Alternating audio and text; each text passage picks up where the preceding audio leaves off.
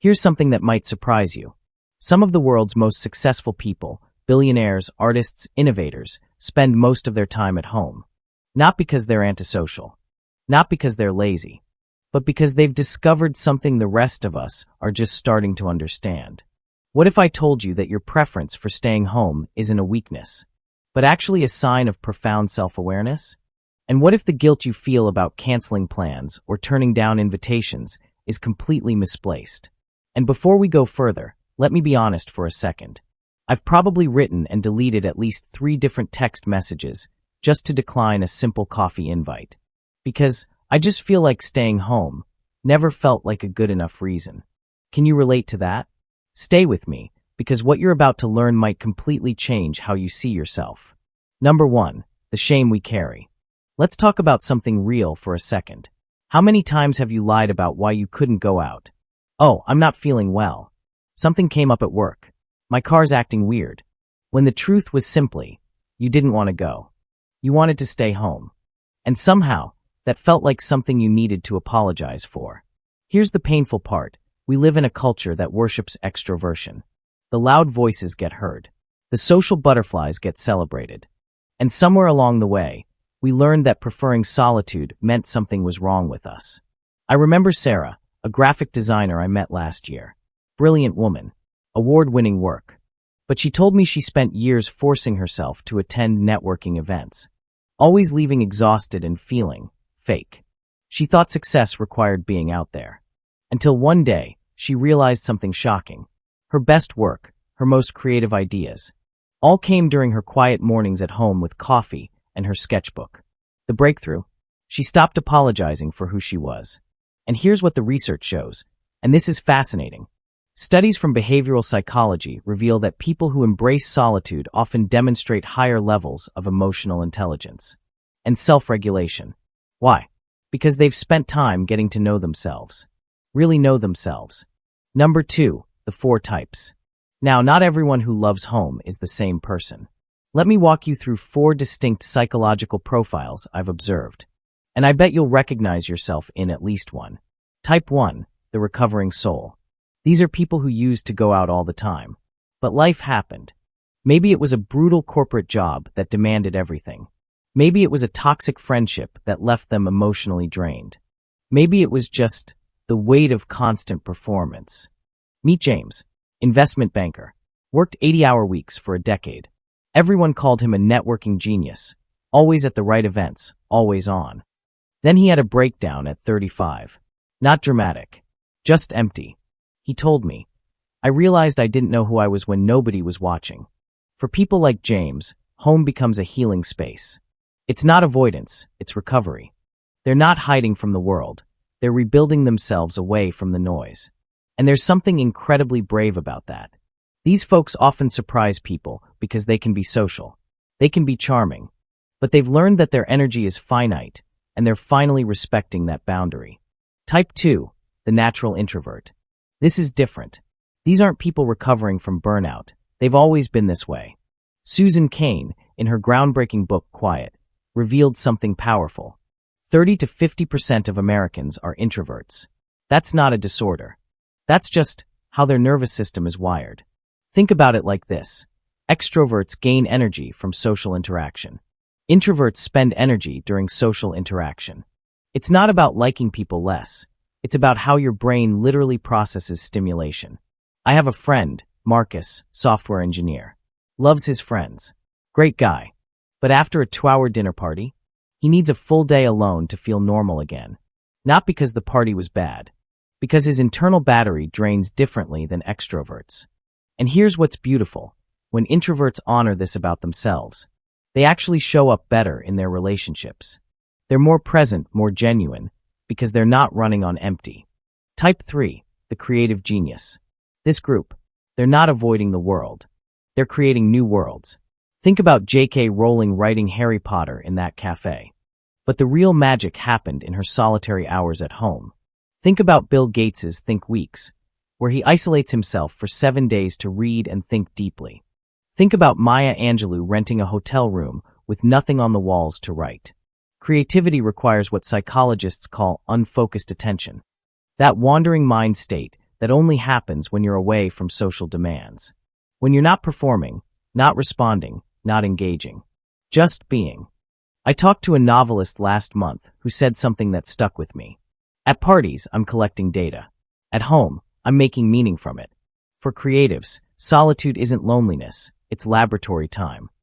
It's where inspiration becomes innovation. Type 4, the sensory guardian. This last group, they're often misunderstood.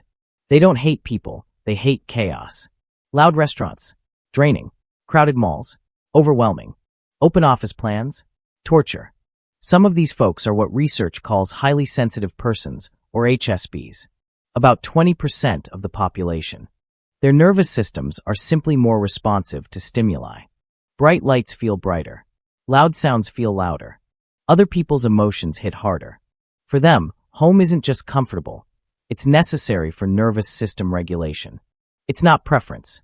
It's self-preservation. Number 3, the dark side. But here's where we need to get honest, because there is a shadow side to all of this. Solitude can become a prison just as easily as a sanctuary. I learned this the hard way. During the early months of the pandemic, I thought I'd found paradise. No obligations. No forced socializing. Just me, my books, my routines. Perfect, right? Wrong. By month 6, something shifted. The peace turned into emptiness. Days blurred together. Motivation disappeared. I stopped calling friends back. Not because I was busy, but because I'd forgotten how to connect. Here's the thing nobody tells you. Your brain doesn't know the difference between healthy alone time and social withdrawal. Both feel the same at first, quiet, calm, safe. But one rebuilds you. The other isolates you. Research on loneliness is terrifying. Chronic isolation has the same health impact as smoking 15 cigarettes a day. It increases inflammation, weakens immune function, even shrinks parts of your brain responsible for memory and decision-making. And the cruelest part? Once you're isolated, your brain starts perceiving social situations as threats. It becomes a self-reinforcing cycle. You withdraw because people feel scary, and people feel scary because you've withdrawn. I watched this happen to my uncle, retired engineer, brilliant man. Started staying home more after retirement. Just prefer it, he'd say. 5 years later, clinical depression, deep loneliness. And the tragic thing? He'd forgotten he was lonely. He just thought he was fine being alone. Number 4, the balance. So what's the answer? How do we honor our need for solitude without sliding into isolation? Here's the framework that changed everything for me. And I want you to really hear this. The 70-20-10 rule. 70% of your time, spend it however your natural temperament wants. Home, great. Out, also great. Honor your wiring. 20% of your time, push slightly beyond comfort. If you're a homebody, that means one social thing per week that feels mildly challenging. Coffee with a friend, a walk in a busy park, a phone call that lasts longer than 5 minutes. 10% of your time, do something that scares you a little. Attend that gathering. Take that class. Have that deeper conversation. This isn't about becoming someone you're not. It's about keeping your range intact. Think of it like physical flexibility. If you never stretch, you lose range of motion. Your comfort zone shrinks. Soon, things that used to be easy become impossible. Social muscles work the same way. Here's a practical example. My friend Lisa is a hardcore introvert, loves her alone time. But she made one rule. Every Sunday morning, she goes to the same cafe for an hour. She doesn't have to talk to anyone, but she's around people, in the flow of life. Some weeks, she reads in silence. Other weeks, she chats with the barista. But the point is, she's maintaining the capacity for connection, even when she doesn't need it. And here's what's beautiful. After a year of this, she said something profound. I didn't realize how much I needed to feel part of something, even as an observer. Number 5, the wisdom. Because here's the deepest truth I've learned. Solitude builds depth. Connection builds perspective. You need both. Alone, you discover who you are. With others, you discover what you're for. Think about every wisdom tradition. Monks retreat, then return to teach. Artists isolate, then share their work. Therapists need their own therapy. Even Jesus, Buddha, Muhammad, they all spent time in solitude and in community. The pattern is universal because the truth is universal. Wisdom requires both withdrawal and engagement. Home gives you roots. The world gives you wings. And the most fulfilled people I know. They're not the ones who choose one over the other. They're the ones who've learned to dance between them. So let me ask you this. Which type resonates most with you? Are you the recovering soul, still healing from life's demands? The natural introvert, finally accepting your wiring? The creative genius, protecting your inspiration? Or the sensory guardian, managing your nervous system? Or maybe you're a mix. Most of us are. Drop a comment below and finish this sentence for me. For me, home is it your sanctuary, your creative lab, your charging station? I'm genuinely curious to read your answers.